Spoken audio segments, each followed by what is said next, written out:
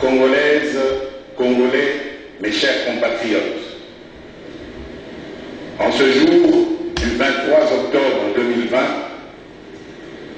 je m'adresse à vous, souverains primaires, dans un contexte exceptionnel en rapport avec la situation politique que connaît notre pays.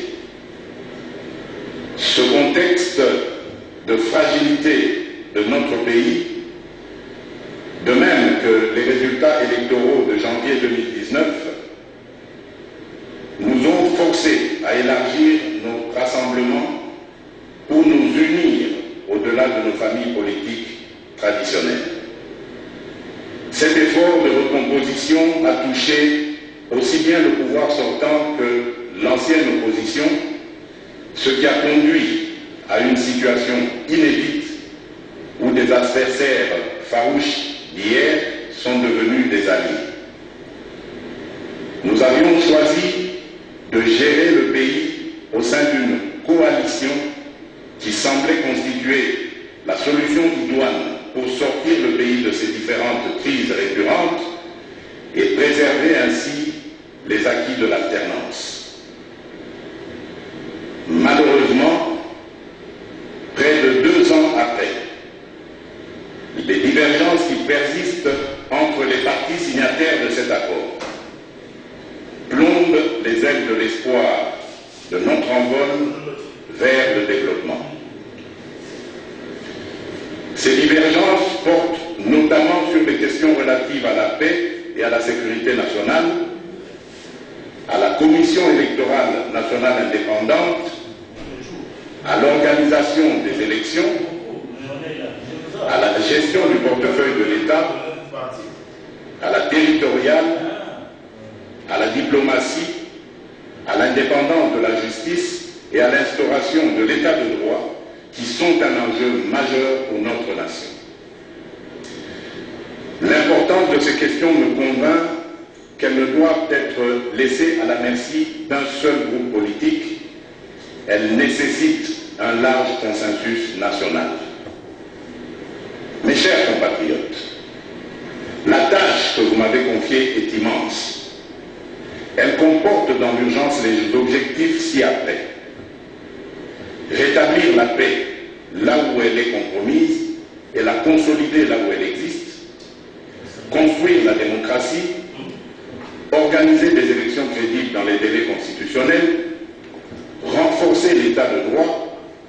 Bâtir nos infrastructures. Assurer la santé à nos populations. Garantir l'éducation de nos enfants. Donner une perspective économique à notre jeunesse et promouvoir davantage les droits des femmes. Face à l'ampleur de ces défis, le peuple n'accordera aucun pardon à ceux qui, dans la classe politique, s'évertueront à créer ou à entretenir des entraves au progrès, animés qu'ils sont par une simple stratégie de survie politique ou de positionnement individuel, par la haine tribale, la rancœur ou par la poursuite de la prédation en toute impunité. À ce propos, je salue l'effort d'abnégation de ceux qui, dans tous les camps, se sont démarqués de ces antivaleurs. Mes chers compatriotes, l'état de droit que nous voulons vient d'être conforté par la prestation de serment de 3 juges constitutionnels, ce qui désormais assure à cette juridiction un fonctionnement régulier. Mes chers compatriotes, la restauration de l'état de droit dans notre pays n'est pas un leurre, mais le fruit d'une volonté politique, du reste coulée dans un programme de gouvernement tel qu'adopté par le Parlement. Il demeure vrai que sa mise en œuvre énerve certains nostalgiques, habitués à l'impunité et au traitement de faveur. Ceci étant, le partage des valeurs liées à l'état de droit et à la justice constitue la condition sine qua non de tout partenariat aux actions de mon mandat.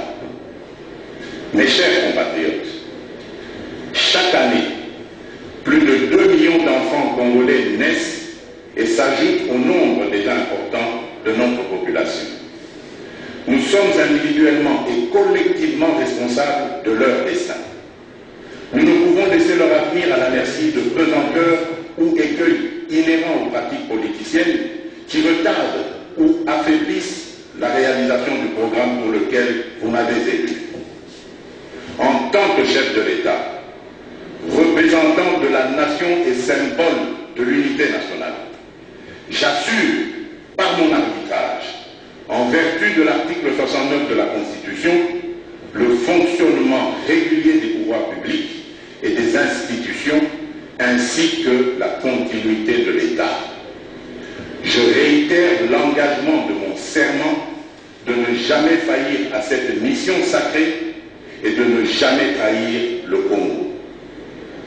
Je ne laisserai aucun engagement politique de quelque nature que ce soit primer sur mes prérogatives constitutionnelles et sur l'intérêt supérieur du peuple congolais. Je ne transigerai avec les intérêts supérieurs de la nation. Je ne céderai jamais la moindre portion de notre souveraineté nationale.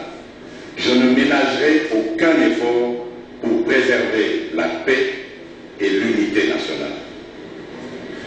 Eu égard à ce qui précède, et considérant que le salut du peuple est la loi suprême, j'ai décidé d'entamer dès la semaine prochaine une série de contacts visant à consulter les leaders politiques et sociaux les plus représentatifs afin de recueillir leurs opinions à l'effet de créer une union sacrée de la nation autour